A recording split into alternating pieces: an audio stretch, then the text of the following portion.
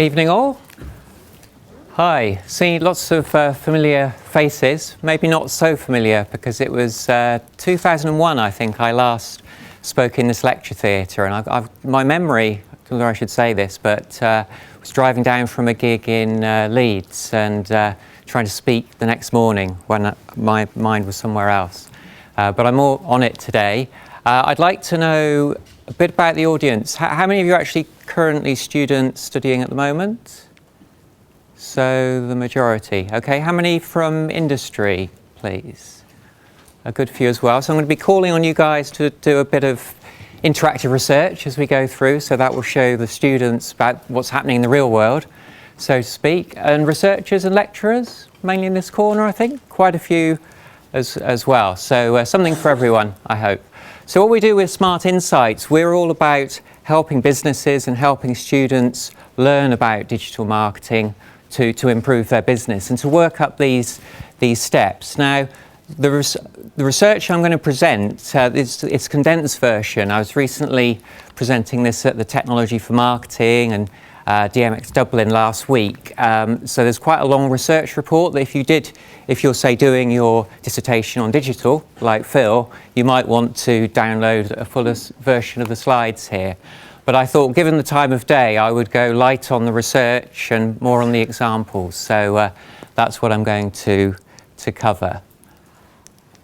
So the state of where we are now, I actually think a lot of what we're working on now in digital marketing, it's about getting that right rather than these new technologies like we've heard about the Internet of Things, we've heard about the Apple iWatch.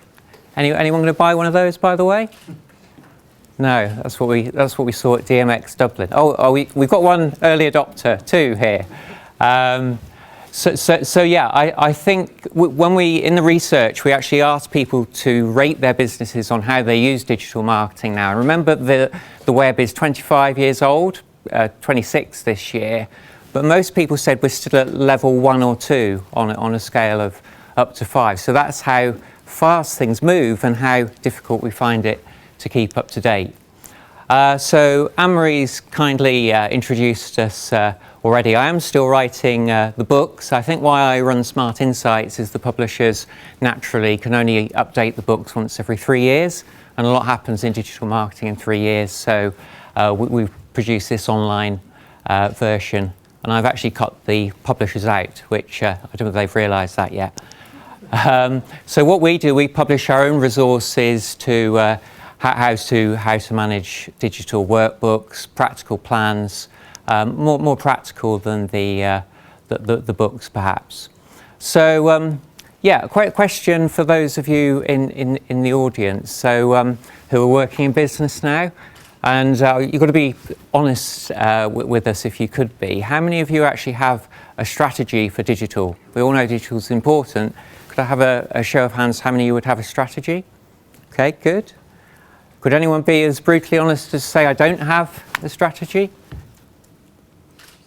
Thank you. So you can see when we did our research, that was actually the most common situation, and that shows how people are really having to evolve. I think what you tend to see is that digital needs such big changes in a business that you need to make the business case for new resources, new structure, and so on. So that's the intermediate stage. But it's good to see that there's around half of people with a plan. So what we provide is our race planning framework. And with what John was saying, you were saying about the strategic piece is often missing. That's exactly what we see in our research. So before you look at the traditional marketing funnel of, we call it race, so how you reach, convert, engage your audience, you've got to get the planning right first. And what I'll be doing in the next few slides is just stepping through, looking at some of the key issues in those which I think are important now and are going to be important in the future as well. So starting with planning, it's actually STP. STP stands for segmentation, targeting, positioning. We all know this in marketing. And the students in particular will be very familiar with this. But you go into the real world and we're chasing all the new shiny technology and not getting that form of targeting right.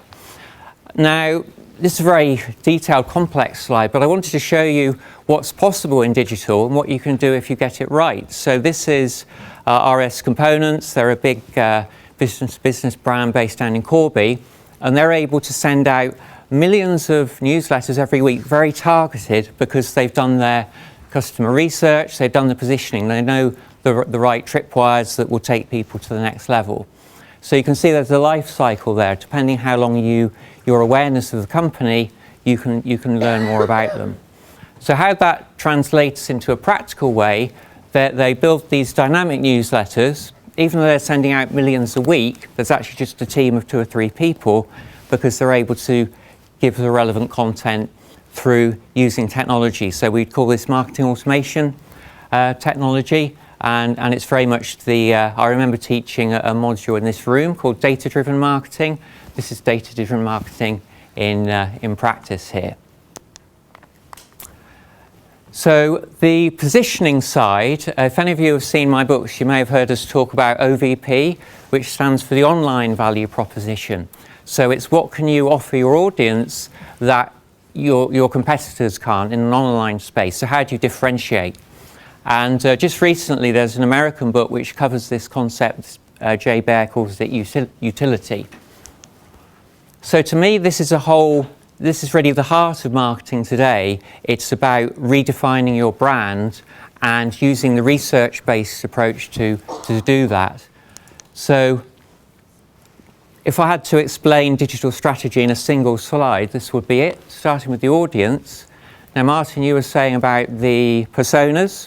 So a technique I'm not sure is taught in unis, but it's a way of simplifying right down the key characteristics based on the insight and research.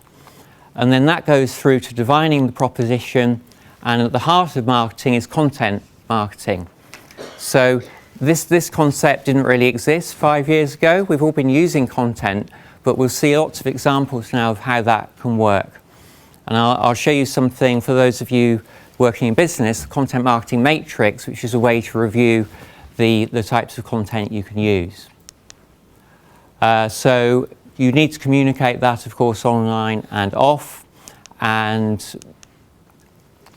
lots and lots of ways to do that. I'll show some examples of that now. So we've got ASOS here, fantastic example of how you can build a brand internationally through digital, and they've now got the majority of their sales are outside the UK, but they've done this through testing and the analytical approach that Martin was talking about, a process called CRO, conversion rate optimization. So this is actually Australia, ASOS in Australia, about a month or so ago. This is the site today, just to show how they're constantly testing new techniques. They've already boosted their conversion to sale by so much, and then they'll do it more again through that approach. And we heard about the social media bubble, I think you called it. Well, this is an example where a brand has really been built through social media, and well worth following, almost regardless of what sector you work in. So to transform the brand, I think many existing businesses have a real challenge. So you think of some of the, say, the utility companies, the likes of British Gas and Npower, some of the supermarkets now, Tesco's, Sainsbury's, they're struggling because the era in which they built up, they can't really engage their audiences. So they really need to look at their whole personality of how to engage customers in the future, because we're not watching TV in the way that we used to, so they can't use that as a method of getting awareness. And I'll show you an example of one thing in a moment that Tesco are doing to try and get awareness, but there's great opportunities for smaller brands as well to do this. So do any of you recognise Ling and Ling's Cars? Shows how you can, thank you, you can really push the boundaries online, and this site has definitely got personality, I think. Ling was on Dragon's Den a while ago, but she rejected their investment, I think. She was just on there for the PR value. So this is her site.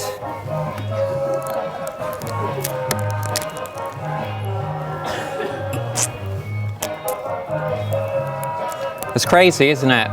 It gets crazier.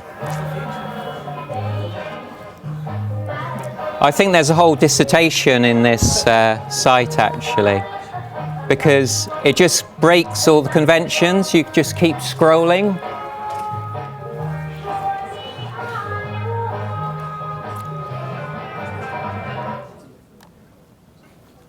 So this is best practice. Okay, if every business was like this, they'd succeed online.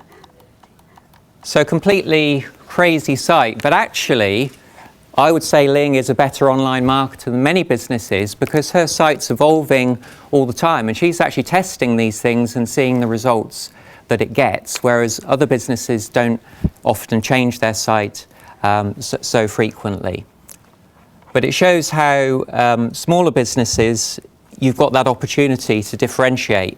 Whether she could do better with a more, she's actually selling car leasing to businesses, so whether she could do better with a more corporate site is an interesting question. Here's the Tesco example then.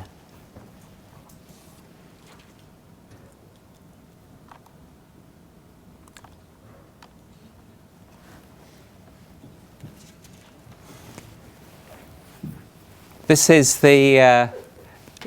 actually Tesco Poland, and it's an idea of how you can use YouTube to get awareness. Because they haven't got the budgets they once had, and where they're entering new markets, like in Eastern Europe, they're finding YouTube's actually a much better place to do that in the younger audience than some of the traditional TV approaches. And I guess everyone is familiar with these people on the left here. Who's this in the middle? Madonna, top left. Prize, anyone could say her name? Used to be Cheryl Cole. What about the middle right?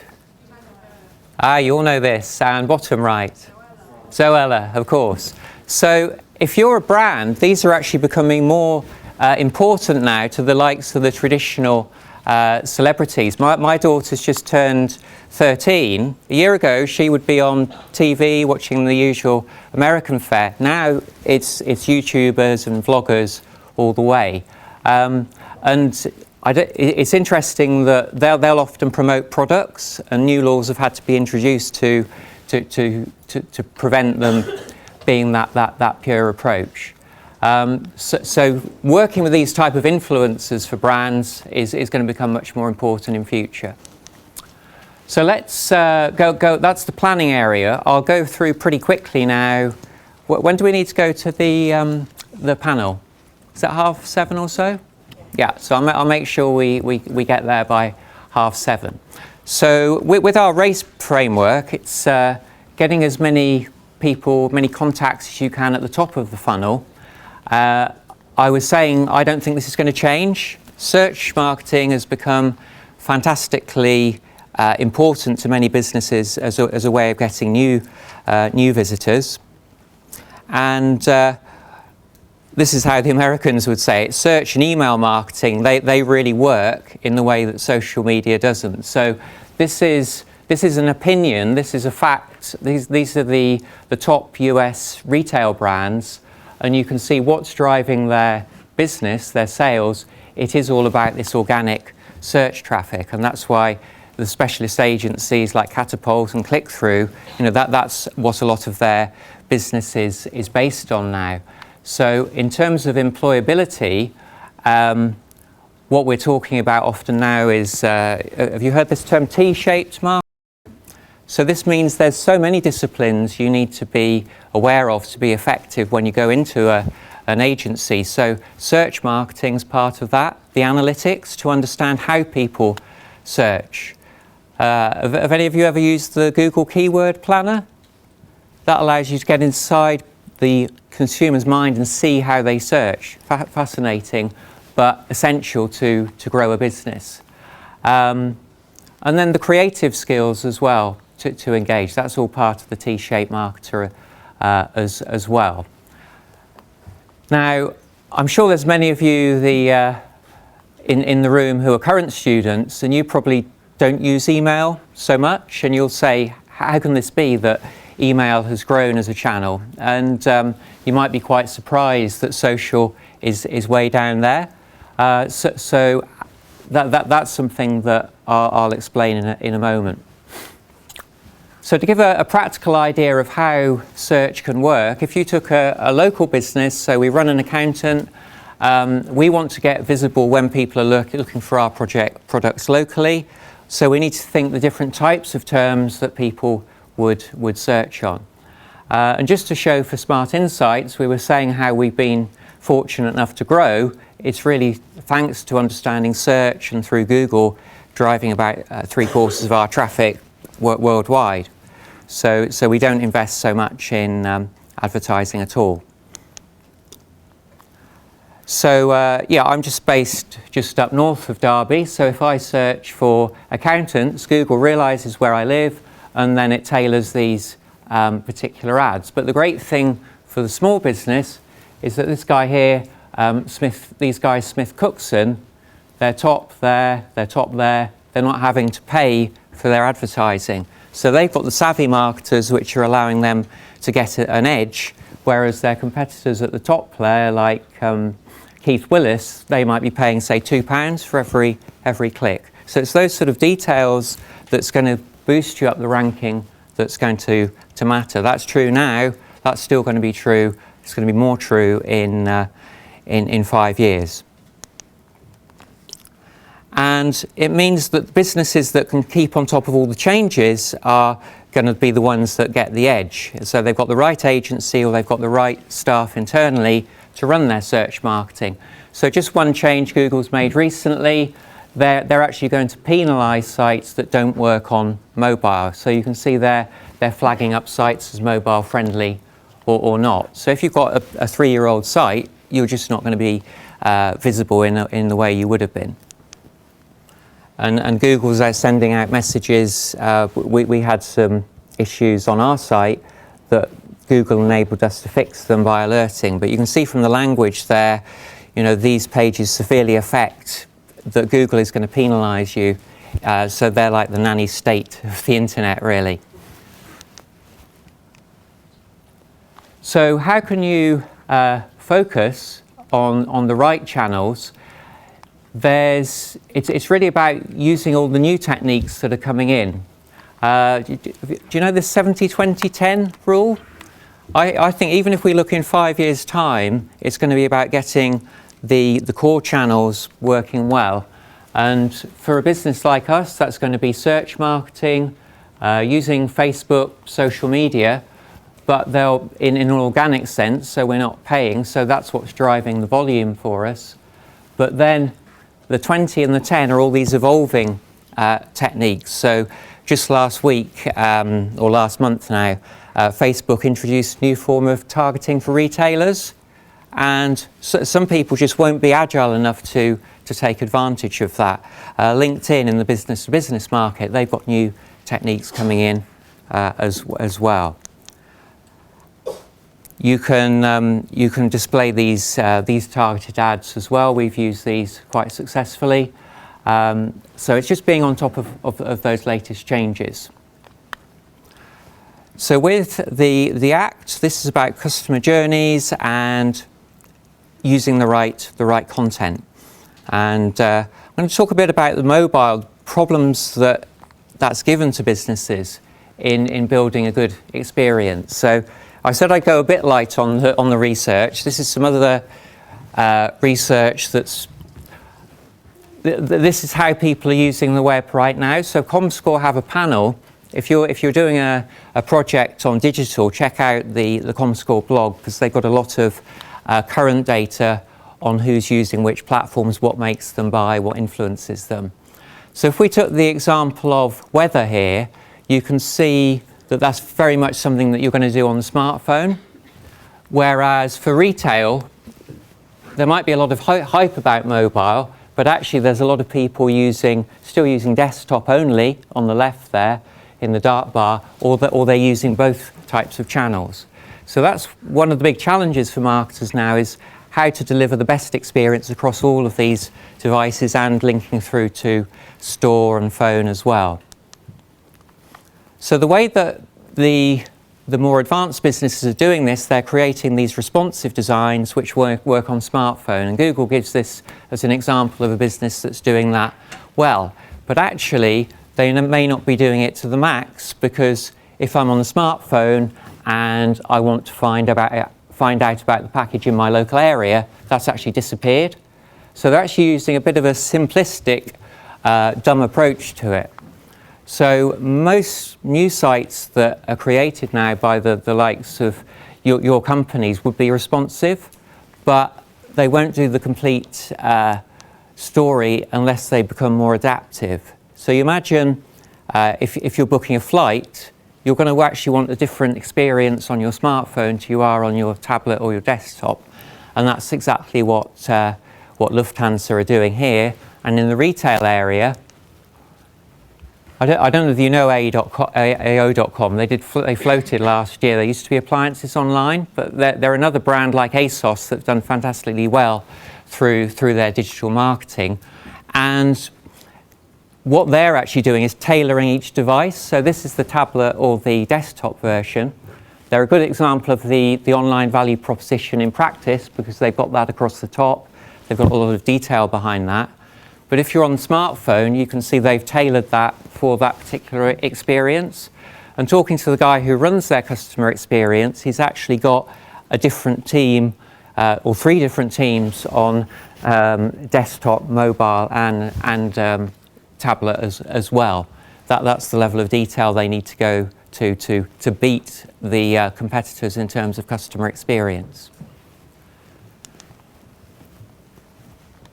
This next segment, it's more a practical tip for the local businesses. Now, if I asked you how many of you are fans on, well, I'll ask you, how many of you are fans of pop-ups on websites? You know, those annoying boxes. Not one. Okay, well, if you're a business owner, you're forced to be a fan of these. Now, I resisted them on SmartInsights for 2 or 3 years, but I saw this research, and I saw lots of similar research, that if you have a pop-up and you offer a value proposition, you do get more people to sign up. That's more leads, it equals more sales. So I ran a test on SmartInsights. We created what's hopefully a nice looking pop-up, and we were already providing a lot of content, a lot of calls to action to encourage people to sign up. But this allowed us to boost our lead rate from about 3,500 to 5,000 a month, just through one pop-up.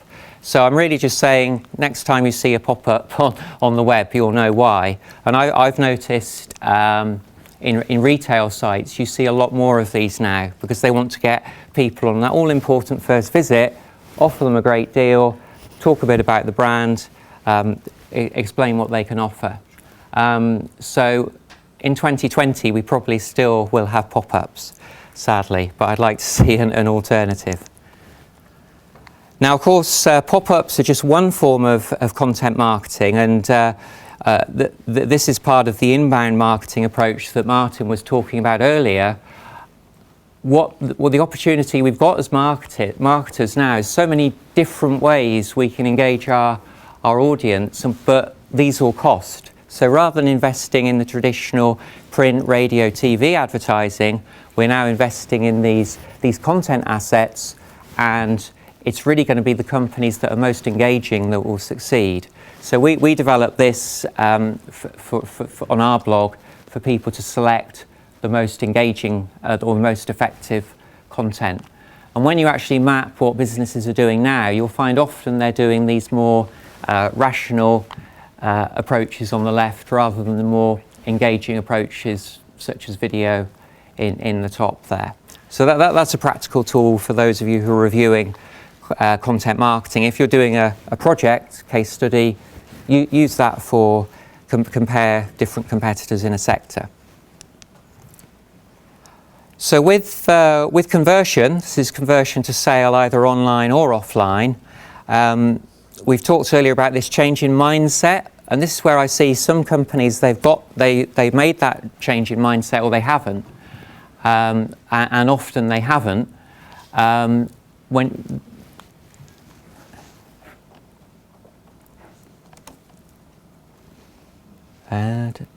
I shouldn't have turned the sound off, should I? If you bear with me.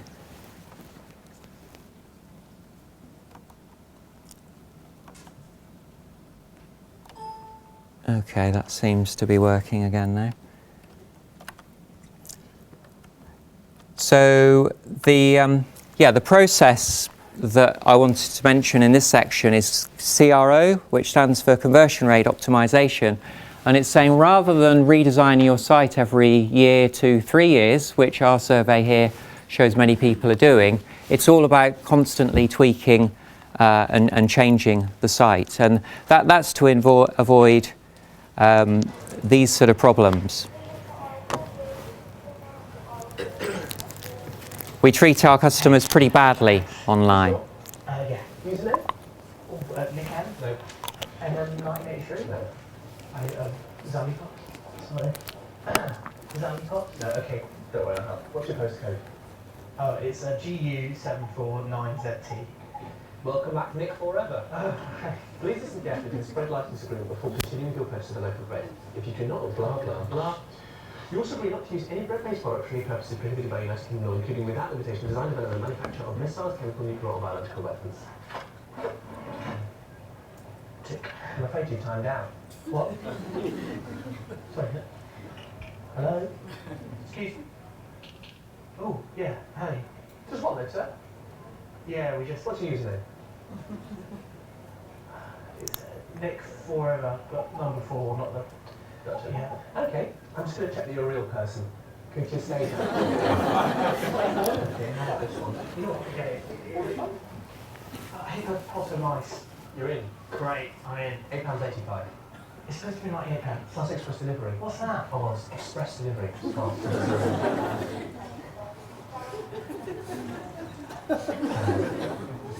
Standard delivery, that's £4.99. Why? Bread insurance. You didn't take the don't decline bread insurance option. You know what, I think I'll risk it. It is quite close to the sell-by date. Don't care. 98 pence it is. If you want to pop back in 5 business days, it'll be ready for your collection. Well, I need it now, obviously. Oh, okay, you want the take-home today price, so that's £3.27. You know what, I'm going to go. Come back soon. I'm ready. So I can see you've experienced a lot of that pain yourself. We all do, and their Google are showing the promoting their service. That's all about helping businesses avoid those sort of mistakes, because the average conversion rate on an e-commerce site it hasn't really gone up so much in the last 10 years. It's just 2%, and that's why we need to work on this area of CRO. Some businesses are buying into it. This is Shop Direct, and you can see they're constantly running these tests month on month to try and avoid those problems we've just been seeing there. The tests top left there, they won't necessarily work, but you do have to run sufficient tests that you can get that improvement. And it's not just those functional issues of making it difficult, removing those barriers. It's also about relating to people culturally. And this is an example of where Belron, they've implemented these sort of tests internationally. This is the control, so this is the original, quite text-heavy version. And they'll use techniques to simplify it, and then they'll customize it for different countries. So this is the UK version, female works best. I think female works best in many countries. Germany, quite different in the Netherlands, and this is Australia, and they need that fix my glass, that very direct message. But the thing is, you just can't second guess what's going to work in any given country until you do these sort of tests, because we don't understand our customers as well as we'd like to.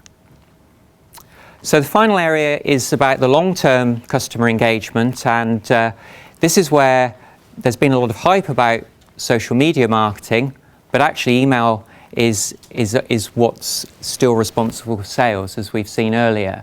And again, we've got this change where people are now reading emails a lot more on smartphone and tablets. So working in email marketing, that's one of the key areas. How do we engage people when they're out and about? How do we provide the real context? Now, I deliberately haven't mentioned social media. Maybe we could have some questions on that one and how it can be used effectively. Social media does integrate very well with email, but that's one for the questions, I think. So a very quick review across all of digital marketing. As I've said, it can take a long time for larger businesses to make these transformations. I think for smaller businesses, you've got the benefit that those sort of techniques we've talked about there can be used by any business, and that's really the opportunities that will exist in the next 5 years. I don't think it's going to be about virtual reality or augmented reality. It's about creating better customer experiences to engage people when there's so much choice.